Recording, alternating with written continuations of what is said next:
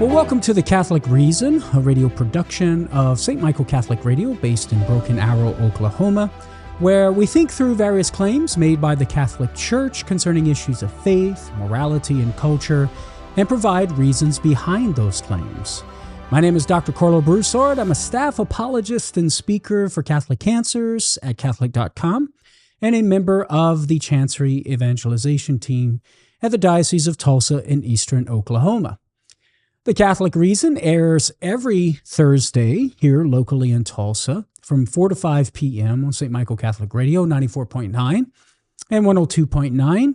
But you may be listening on your own local Catholic radio station at a different time, since the Catholic Reason is aired on other Catholic stations throughout the country. So, if you're joining us from outside of the Tulsa area, welcome, and thanks for joining me for today's episode. Just note that you can download the show through whichever podcast platform you use by subscribing to the Eastern Oklahoma Catholic Podcast.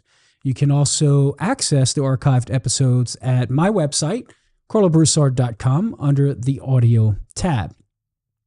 Also, too, if you're interested in submitting a question to me that you would like for me to try and answer on a future episode of The Catholic Reason, you can do so by emailing me at Carlo, K-A-R-L-O, at saint.michaelradio.com. That's Carlo at saintmichaelradio.com, but Saint is S-T, not spelled out. And in today's episode, we're actually going to devote the last segment to a couple of questions that actually came in. And so I want to spend some time giving some answers to those questions. But before we do that, for the majority of today's episode, we're going to shift gears a bit from the sort of or flavor of topics that we've been considering in past episodes. The majority of the episodes of The Catholic Reason have dealt with issues that come up in Catholic Protestant dialogues. But here on The Catholic Reason, we also like to think through issues that go beyond the boundaries of Catholic Protestant conversations, especially issues that are relevant within our contemporary culture. And one such issue is what we call relativism. You listening or watching may have heard of that term, and you might be wondering, well, what is it? I've heard of it, but I'm not quite sure exactly what it is. And so that's what I'd like to talk about today, or at least one version of relativism. A 2017 study came out and identified doubt in objective truth as a major reason why millennials are abandoning God and Christianity. And for that study, you can check out Alex McFarland in the article 10 Reasons Millennials Are Backing Away from God and Christianity, and that was published in 2017 at Fox News Opinion. Such relativism has been expressed in Supreme Court cases. Just to give you sort of a concrete example of how relativism has seeped its way into our culture. Take, for example, the 1992 case Planned Parenthood of Southeastern Pennsylvania versus Casey. The Justice Anthony Kennedy declared, quote, "At the heart of liberty is the right to define one's own concept of existence, of meaning, of the universe, and of the mystery of human life." Did you catch that? At the heart of liberty, so what it means to be free and autonomous, is to have a right to define one's own concept of what it means to exist, one's own concept of meaning, one's own concept of the universe, one's own concept of the mystery of human life. That, my friends, captures the essence of what we're going to talk about in today's episode, what we call in philosophy total or radical or global relativism. Now, that implies that relativism comes in many shapes and sizes, some more radical than others. So we need to start by making some distinctions. And once we have our particular target in place, that's to say the particular version that we'll focus on in today's episode, then we'll proceed to refute it. And keep in mind that everything I say here in today's episode is in written form in my book published by Catholic Answers Press, The New Relativism, Unmasking the Philosophy of Today's Woke Moralists. Now, in our final segment of today's episode, as I mentioned already, I'll answer a couple of questions that came in via email. And again, if you'd like to submit a question for me to answer on the air in a future episode, you can do so by emailing me at carlo@saintmichaelradio.com. Now, as I already said, relativism comes in many different shapes and sizes. And philosophers divide relativism into broad categories. Basically, two broad categories. Number one, global or total relativism, and two, local relativism. Okay, so that raises the question, well, what is global or total relativism? Well, total relativism or global relativism encompasses all truth claims, regardless of whether we're talking about human nature, morality, science, religion, history, or any other subject about which a truth claim is made. Now, there are two versions of total relativism. The first claims that there's no truth, and the second claims there's no absolute truth, as if there is a distinction between the two, but in reality there's not, but we'll see that in a few moments. The first claim, there is no truth, implies that truth is mere fiction. There are no beliefs or opinions that conform to reality. We might call this a strong version of total relativism. The second claim, which says there's no absolute truth, what we might call a weak version, acknowledges truth, so it's not so strong that it's saying it's mere fiction. It acknowledges truth, but only in the sense that something corresponds to an internal set of beliefs. It can be true, but in a relative sense, not in an absolute sense, where it's going to apply to all peoples, all times, and all places. What is true for you, so it might be said, might not be true for me, or what's true for me might not be true for you. The set of beliefs that serves as the measure for truth can be either the individual himself and his own set of beliefs, called what philosophers call I say relativism, or that measure, that set of beliefs that serves as the measure for truth, could be a group of individuals, right? Or the culture, what some philosophers call society says relativism. Now, total relativism can be contrasted with partial or local relativism, which only involves relativistic claims about truth in particular areas of thought. So, for example, a partial relativist, in contrast to a total relativist, might say, I believe absolute truth exists when it comes to things like math, 2 + 2 = 4, or science, gravity is real. You get on the top of the building, you jump off, you're going to find out gravity is real. But when it comes to truth claims in areas like morality, say, for example, don't have sex before marriage, or religion, perhaps, for example, Christianity is the true faith. Well, those things, something is going to be true only relative to what the individual or the culture thinks. Those sorts of truth claims in areas like morality and religion are not absolute. They do not apply to all peoples, all tribes, all tongues. I'm quoting scripture there. All peoples, all times, and all places. But rather, they're only true relative to the individual or the group of individuals' set of beliefs. The version of relativism that we're going to target in today's episode is total relativism or global relativism. In both its strong version and weak versions. Remember, the strong version says there is no truth, absolutely speaking. Truth is mere fiction. The weak version tries to say, well, there's truth. It's not merely a fiction, but it's truth insofar as it's relative to the individual or the group of individuals' set of beliefs. My plan here is to save moral relativism for another episode. I want to devote an entire episode just to moral relativism, at least to begin dealing with it and refuting it, because it's quite vast. So let's take the strong version of total relativism first, the claim that there is no truth, and that truth is mere fiction. Now, in response, basically what we want to do is show how the proposition itself falsifies itself. There's an inherent contradiction by which making the assertion actually undermines the very truth of the assertion. It falsifies itself. And so what we call that in philosophy is it's self-referentially incoherent. When you apply it to itself, it refutes itself, right? So in response to the claim that there is no truth, we can simply ask the question, is the claim there is no truth itself true? Is that true? Is that proposition true? Now, the relativist can't say no because he would be giving up his claim, right? He doesn't want to say, no, it's not true, because then why would he be making it in the first place, right?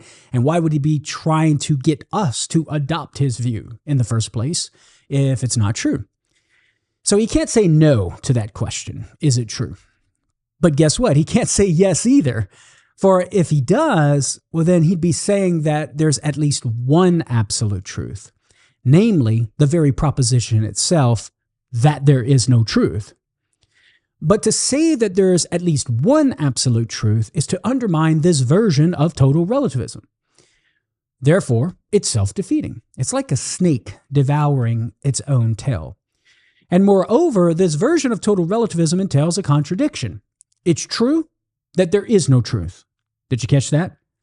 It's true that there is no truth. That's a contradiction, friends. Since we can't accept a contradiction, we're justified in rejecting this version of total relativism.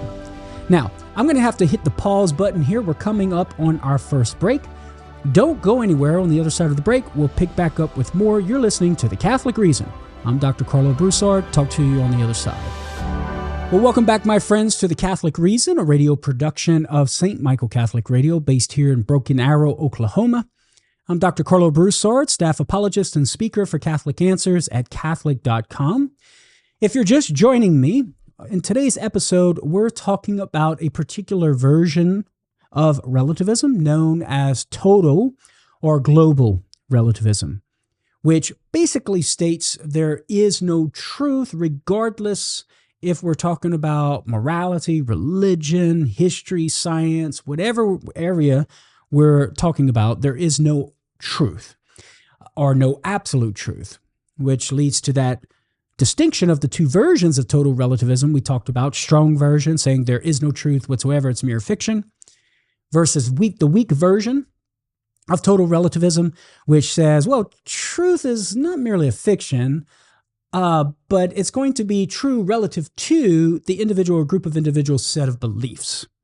And so in today's episode, we're going to be targeting both of those versions of total relativism. And before the break, we started to target the strong version of total relativism, which says there is no truth, truth is mere fiction.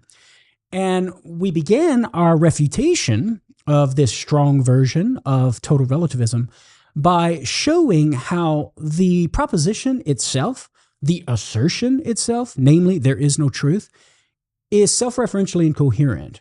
There's it in the very act of asserting the proposition, it refutes itself, so it falsifies itself, and there's an inherent contradiction. So as I mentioned before the break, in response to the claim that there is no truth, we can simply ask the question, is that proposition true? Obviously, the relativist doesn't want to say no, because then why would he be making the assertion in the first place and trying to get us to adopt it? But he can't say yes either, because if he does, as I mentioned, he'd be saying there's at least one absolute truth. There's at least one truth, namely the statement there is no truth. But to say there's at least one truth that's absolute and that's real, right? Well, that would be to undermine the version, the strong version of total relativism. And so it's self-defeating. It falsifies itself like a snake devouring its own tail. But more so, this version of total relativism, as I mentioned, entails a contradiction.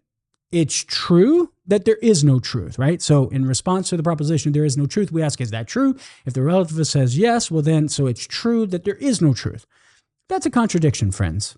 And since we can't accept a contradiction, it violates reason. Reason doesn't want to assent to a contradiction. We're justified in rejecting this version of total relativism. So if somebody says there is no truth, ask them, is that true? And then, of course, they're in a pickle. that they cannot get out of. Now, perhaps the relativist responds, well, Carlo, your objection doesn't work because it presupposes what I'm already denying, what I am denying in the first place, namely truth and falsity. So the counter argument here is that my response presupposes truth and falsity, which the relativist has denied in the very first place, getting out of the gate. And so my refutation of the strong version of total relativism seemingly would not work. So how do we respond to this?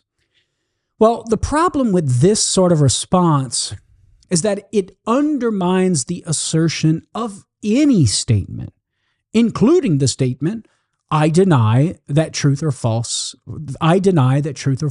exists. If a statement about reality can't be true or false, which is what this counter argument presupposes and assumes, if a statement about reality can't be true or false, well, then it would be nothing more than a bunch of sounds void of meaning or semantic content, like a grunt or a moan. This being the case, the statement, there is no truth, would be non-intelligible. If the statement, there is no truth, cannot or does not presuppose truth or falsity, well then, what the heck does it mean, right? Because it's stated in a propositional form, as if it is a claim about reality. It's not like it's a command, do this. It's not even a question. It's not any sort of exclamation of sort of a feeling, right? It's a statement about reality. There is, notice the verb to be, no truth. And so it necessarily presupposes truth or falsity. And if you deny that assumption, well, then the statement just becomes a bunch of sounds and unintelligible, which is absurd. Furthermore, these non-intelligible sounds couldn't be inconsistent with our belief that there is truth. To say meaningless sounds are logically inconsistent is to speak nonsense. Therefore, the relativist can never meaningfully say there is no such thing as truth, right? So the relativist, in its strong version of relativism, is actually further undermining his own position by saying that we can't presuppose truth and falsity, which thereby leads to the statement being unintelligible sounds and excluding any meaning from the statement. That takes down the very relativistic claim itself, there is no truth, making that meaningless. And furthermore, if we cannot presuppose truth and falsity, well then no sense can be made in saying that my position that there is truth is false, right? And so the relativist could in no way offer a counter to our belief. The relativist could in no way critique our belief that there is truth. So not only does the strong version of relativism devour itself, defeat itself, destroy itself, it actually makes it impossible to offer any sort of criticism for the opposing view, which is there is truth. And so these are ways in which we can respond to this counter-argument and ultimately refute the strong version of total relativism. Okay, so now we come to the weak version of total relativism. Remember, total relativism is saying there's no absolute truth regardless of what we're talking about, whether morality, religion, history, science, etc. No absolute truth, regardless. And then two versions of that sort of total relativism. Strong version, truth is mere fiction.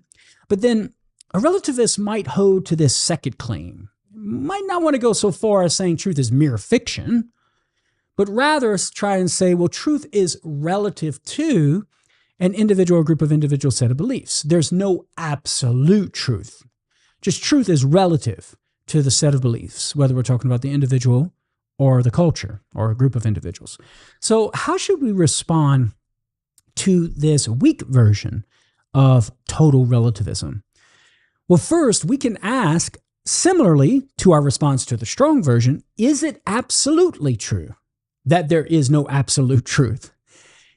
If the relativist responds yes, well, then it follows that there is at least one absolute truth, a truth that would apply to all peoples of all times and all places. Namely, there is no absolute truth. That statement itself would be an absolute truth. And like the first formulation, this is self-defeating. It's falsifying its own position, because remember, in this weak version of total relativism, the relativist is trying to say there is no absolute truth, but in the very act of making that statement and thinking it is true, they thereby falsify what they're trying to say, right? Namely, that there is no absolute truth, because in stating it, that's at least one absolute truth. But it also entails a contradiction. It's absolutely true that there is no absolute truth. And so like in the strong version, you have an inherent contradiction here in the weak version of total relativism, and therefore ought to be rejected. Now, suppose the relativist answers our question and says, no, the statement, there is no absolute truth, is only relatively true. And I'm perfectly happy with that. So the relativist might say, well, this is problematic as well. The relativist's use of the verb is implies an assertion about the objective order of things. It suggests conformity to reality. It's a statement about reality. It's a metaphysical claim. The relativist is suggesting that the statement, there is no absolute truth, really is relatively true. But this is the same thing as saying it's absolutely true that there's no absolute truth, which, as we already said, is a contradiction. And furthermore, the relativists claim that the statement there is no absolute truth is true relative to his system of beliefs. It just pushes the problem back one step. The system of beliefs itself would be subject to the question, is it absolutely true, right? And as we already demonstrated, any answer the relativist gives, whether yes or no, makes for a contradiction. Now, the no answer is also problematic because it makes the relativistic claim trivial. And I touched on this in passing. Remember, we asked, is it true? And we said the relativist doesn't want to say no, because then why would he be making the assertion in the first place? Well, think about it. There are three ways to see the triviality of our relativist friend saying no to the question, is it true? Number one, he'd only be expressing a mere preference or taste, something other people don't need to be concerned about. And that makes the claim trivial, right? Number two, for the relativist to say that the statement there is no absolute truth is relatively true for him means that it happens to be a member of his personal set of beliefs and opinions. By saying that his belief that relativism is true is among his personal beliefs and opinions, the relativist is implying that such a belief is not among the personal beliefs and opinions of non-relativists. So it amounts to saying, I don't myself believe in absolute truth, but other people do. But folks, this tells us nothing. This doesn't tell us anything we don't already know. And so it's trivial. And finally, the relativist appeal to disagreement as an argument for relativism would be futile. Why argue for something if you don't think it corresponds to something that really is? Why try to convince the non-relativist that there's no absolute truth when the idea that there's no absolute truth is true only for the relativist who believes it? So I'm coming up on our second break. Stay tuned. You're listening to The Catholic Reason. I'll talk to you on the other side of the break. Well, welcome back, my friends, to The Catholic Reason. If you're just joining me, my name is Dr. Carlo Broussard. I'm a staff apologist and speaker for Catholic Answers at Catholic.com. I'm also a member of the Chancery Evangelization team here at the Diocese of Tulsa and Eastern Oklahoma, promoting and doing Catholic Answers work locally here throughout the diocese, hopping around from parish to parish, helping the good Bishop David Conderla and all his priests throughout the diocese, assisting them in whatever needs they have for adult faith formation. And here's one of the ways in which we're doing that, providing a weekly radio show entitled The Catholic Reason. So thank you for joining us. We're talking about a version of relativism known as total or global relativism, which states that there is no truth regardless of what we're talking about, morality, religion, of science, history, etc. And we've already responded to the strong version of total relativism. And before our last break, in our last segment, we were responding to the weak version of total relativism, which says, well, maybe truth is not merely a fiction, But truth is relative to an individual or group of individuals' set of beliefs. And that's all truth is. And so the claim there is, rather than there is no truth, like in the strong version, the weak version says there's no absolute truth. And in our response, we said that, well, that's problematic as well, because it's going to be self-defeating or self-referentially incoherent. Because if the relativist who says there is no absolute truth thinks that statement in and of itself is true, well, then there would be at least one absolute truth, a truth that applies to all peoples, all times, and all places, a truth that is not relative, namely that proposition itself, and so therefore would falsify this weak version of total relativism, namely there is no absolute truth. And then secondly, to think that the statement itself is true would entail an inherent contradiction. It's absolutely true that there's no absolute truth. Now, even if the relativist says, no, it's not absolutely true, well, it's just going to make things trivial. He would just be expressing a mere taste or preference, something that that we don't really need to be concerned about, which seems to go counter purpose. It's contrary to the very purpose of making the assertion itself. Secondly, it makes it all he basically is saying is that this is a belief among my set of beliefs that other people do not have. And that, of course, doesn't tell us anything we don't already know. And his appeal to disagreement as an argument for relativism would be futile. Like, why argue for something if you don't think it corresponds to something that really is? And why try to convince us, non-relativists, that there's no absolute truth when the idea that there's no absolute truth is true only for the relativist who believes it? So it makes it trivial. So whether our relativist friend answers yes or no to the question, is it absolutely true? Or is it true, whether for the strong version or the weak version, respectively, he ends up in a bad place intellectually. Now, a relativist may try to counter everything we've said so far in my critique of total relativism in both its strong and weak versions, and say that, well, we're committing our own logical error. Recall, I argued that we should reject total relativism in both its forms, because to affirm it is to affirm a contradiction. Now, here, relativists might say that, well, we're guilty of assumptions as well, because we're merely presupposing that the principle of non-contradiction, which says that a claim cannot be both true and false at the same time in the same respect, is true. Most people that you talk to probably won't be so radical as to deny this principle, but in my experience, there are enough out there that do. And so I've had many conversations where people have expressed doubt about it. And I've had college students ask me how to defend it against their skeptic friends. So let's give it a shot. And remember, everything I'm going to say here is actually in written form in my book, The New Relativism. Now, it's important to keep in mind that we're not offering a demonstration for the truth of this principle of non-contradiction. A demonstration is a way of showing that something is true by using a syllogism, say, all men are mortal, for example, Socrates is a man, therefore Socrates is mortal.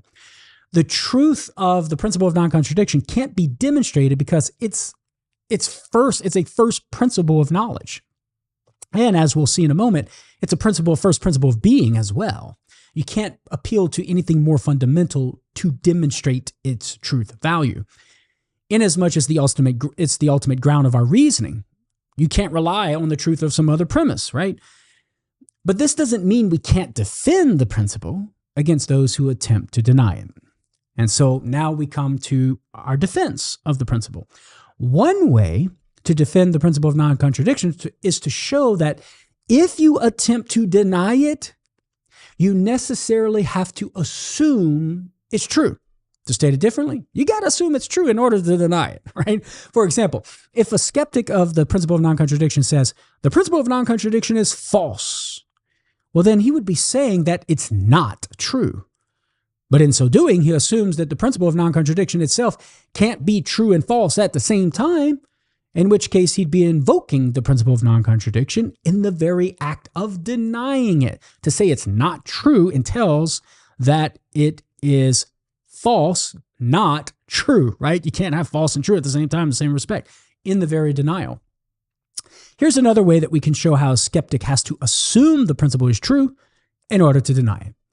Consider that for a person to deny the non-contradiction principle and intend for us to take him seriously, he must first believe that he exists, right? If he doesn't exist, why should we even listen to him? For if our skeptical friend believed that he didn't exist, then we would have no reason to consider his denial of the principle, and that should be pretty clear. But if our skeptic friend believes that he exists rather than that he does not exist, well, then again, he's invoking and assuming the truth of the principle of non-contradiction, that he either exists or he doesn't, not both and at the same time. Now, a skeptic might counter and might dig his heels in and say, no, I'm not assuming the principle of non-contradiction. I may exist and not exist at the same time. And you might be thinking, well, how in the world are we going to respond to this? Well, here are a few things that we can consider. First, if someone is willing to be so irrational to deny the principle of non-contradiction, well, then it's possible that no argument is going to convince him, because any argument you put forward presupposes the principle of non-contradiction. Ultimately, there may be no point in using reason with someone who denies a fundamental principle of reason. In order to reason, you got to take the principle at face value. You got to assume it's true. And so if you deny that fundamental principle, you can't even play the game of reason. Second, rather than arguing with him, you might consider inviting your skeptic friend to think about his own experiences. You might get him to recognize how 99% of the time, when he does something, he probably acts as if the principle of non-contradiction is true. For example, when he eats food, he probably assumes that it's not poisonous. He doesn't mentally allow for the possibility that it is both poisonous and not poisonous at the same time in the same respect. When he tells you that he doesn't think the principle of non-contradiction is true, in the act of telling, right, he at least seems to act as if he believes he exists rather than not existing. So in the very act of denying the principle of non-contradiction, he's believing, presupposing that he believes he exists rather than not. And so we could ask him, well, why is it that in your life you seem to act as if you believe the principle is true, but then in conversation and in philosophical discourse, you deny it? Are you denying the principle of non-contradiction just because it's convenient for you to avoid some other conclusion or implication that we might logically arrive at from that principle, such as the existence of God, which can be done philosophically? And by asking these sorts of questions, you can challenge your skeptic friend to be consistent in practice and in philosophical conversations. Now, there's another objection that we need to be aware of, an objection that's posed to our defense of the principle of non-contradiction. Someone might say, well, maybe I'll accept the principle of non-contradiction is true as it applies to the way our mind works. Philosophers call this the logical version of the principle of non-contradiction. That is, something cannot be both true and false at the same time and in the same respect. That applies to how the mind works, and so it's logical. But, so the skeptic might counter, I don't have to accept what philosophers call the ontological version of the principle of non-contradiction, a version of the principle that applies to being or to reality outside the mind. So the logical version would be mapping and tracking and describing how our mind works, but maybe perhaps divorced from and not pertaining to the way the world really works in reality and being itself, right? And so this is a strong counter-argument posed by some philosophers. And so the question becomes, well, how do we respond? What can we say here? Well, first, if this principle or a law of reason were to hold true only for reason itself and not for reality or being, well, then reason would be useless to tell us anything true about the real world, which means reason would be of no use to us at all. What's the point of reasoning about anything, science or philosophy or morality or anything else, if all that reason tells us remains trapped in our minds? The laws of reason must be laws of reality, or those laws of reason mean nothing, right? So I think the point here is that to say that the principle of non-contradiction only describes the way the mind works and not reality, it actually makes reason useless, because the tool that we need to utilize in order to track and know reality is taken out of our hands. We're prohibited from even using it, so to speak.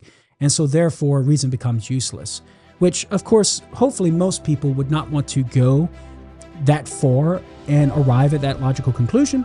And so therefore ought not to want to hold to only the logical version of the principle. Friends, I'm coming up on our third break here. Stay tuned. On the other side, we'll pick back up with more. You're listening to The Catholic Reason. Well, welcome back to our last and final segment of today's episode of The Catholic Reason, a radio production produced by St. Michael Catholic Radio here in Broken Arrow, Oklahoma.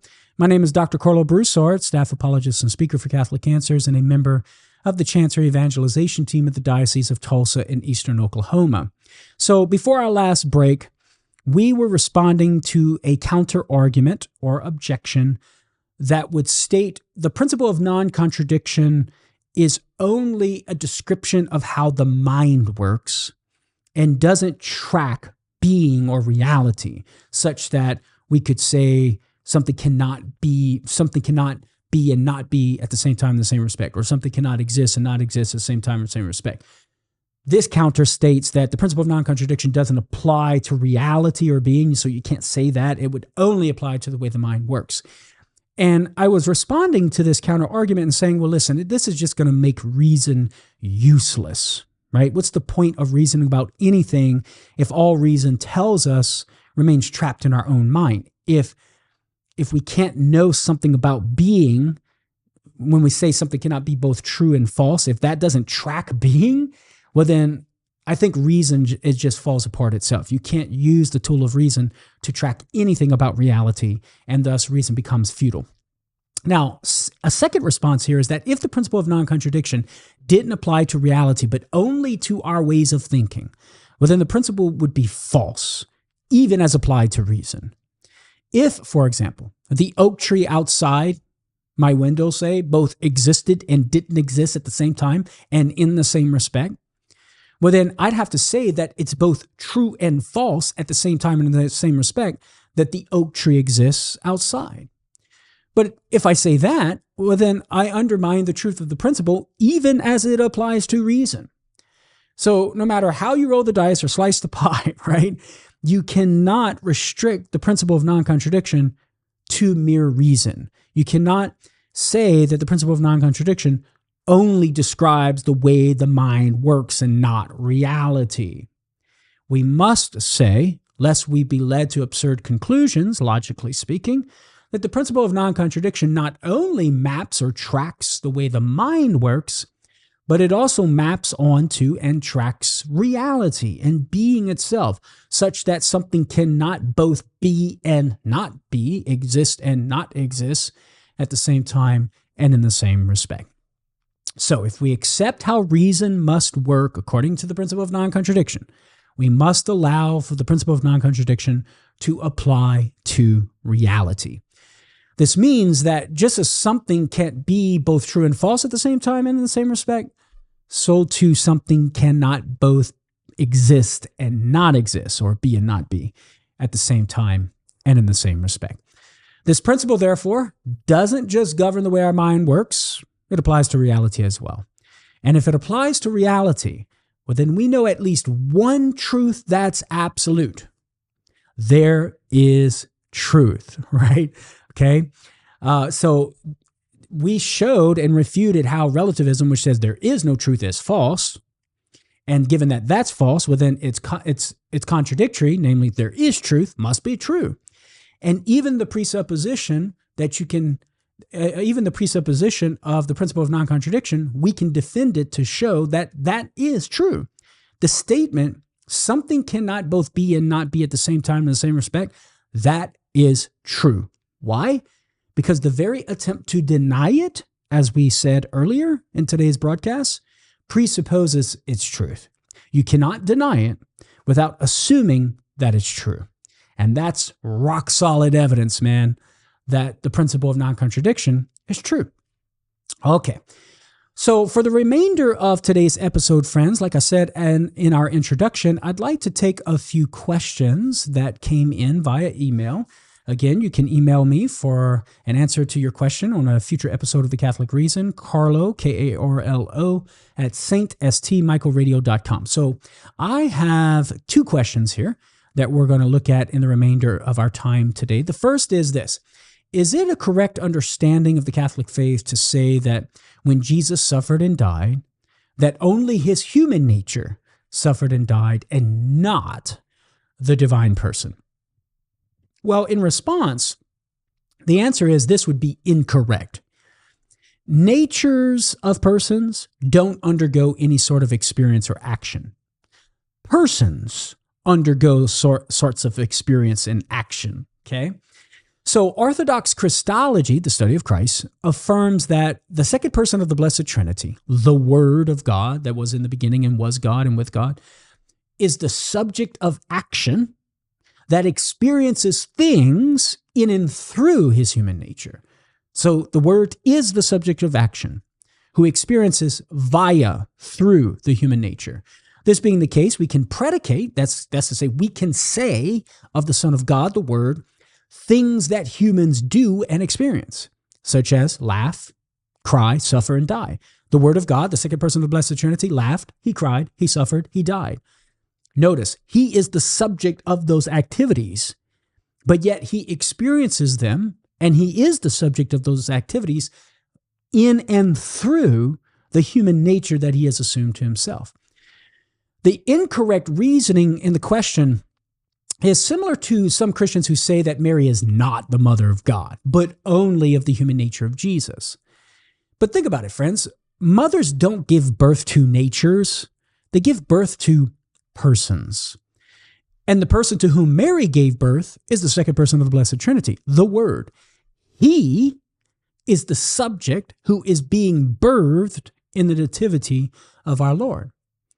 So too, the Word of God, the second person of the Blessed Trinity, is the subject who experiences suffering and death when Jesus suffers and dies. So when Jesus suffers and dies, that's the Word suffering and dying, precisely because Jesus is the divine Word.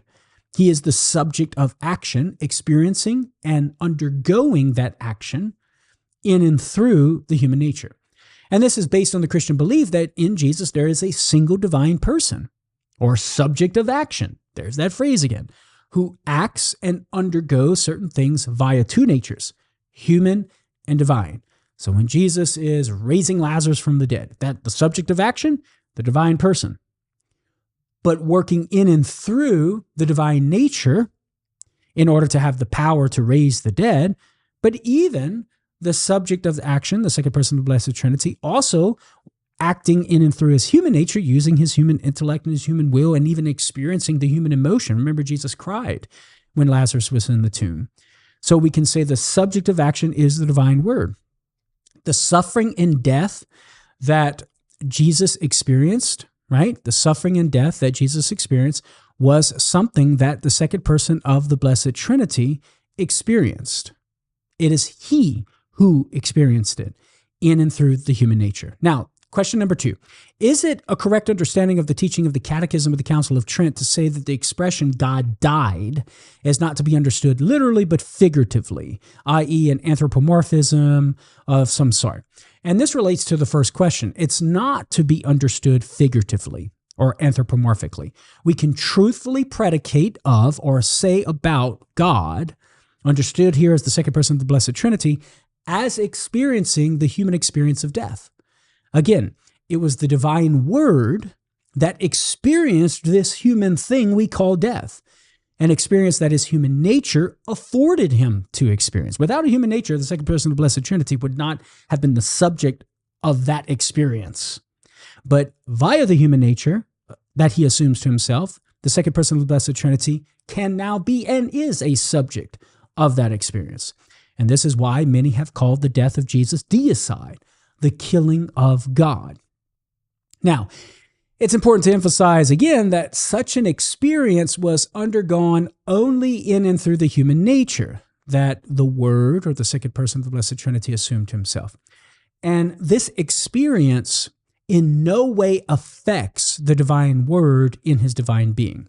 The divine being that he is identical to, that is, he, the word, is identical to, with the Father and the Holy Spirit, remains unaffected or unchanged, because there's an infinite gulf, an ontological, metaphysical divide between the divine being and created being, and nothing on the creaturely side, which is the experience of death, can spill over into the divine being that the Word is identical to with the Father and the Holy Spirit. This is why we can say the divine Word, the second person of the Blessed Trinity, does not change or is not affected by, in his divine being, what Jesus is experiencing in and through his human nature. And so we can correctly predicate of and say about God, God died. What we mean by that is that the second person of the Blessed Trinity, who is divine, is a subject of the experience of human death, which is afforded to him in and through having a human nature that he assumed to himself. Well, my friends, that's all the time we have for this week's episode of The Catholic Reason. Our claim is that there is truth. And the way we went about defending this claim is arguing that its denial is false. To say there is no truth entails an intrinsic contradiction, which in turn means that it's contradictory, namely there is truth is true. And so, friends, I just want to thank you for listening to The Catholic Reason, a production of St. Michael Catholic Radio based here in Broken Arrow, Oklahoma. Remember, you can download the show through whichever podcast platform that you use by subscribing to the Eastern Oklahoma Catholic Podcast. That's the Eastern Oklahoma Catholic Podcast. You can also access the archived episodes of The Catholic Reason, along with all of my other work that I do for Catholic Answers at my website, carlobroussard.com. The Catholic Reason episodes are located under the audio tab. Also, again, feel free to submit a question for me to answer on the air in a future episode. You can do so by emailing me at carlo@stmichaelradio.com. I'll do my best to try to work it into a future episode. And so, friends, I just want to invite you to join me again next week for The Catholic Reason as we continue looking at Catholic claims concerning issues of faith, morality, and culture, and the reasons behind those claims. So tell a friend about the show, and I'll talk to you then. God bless.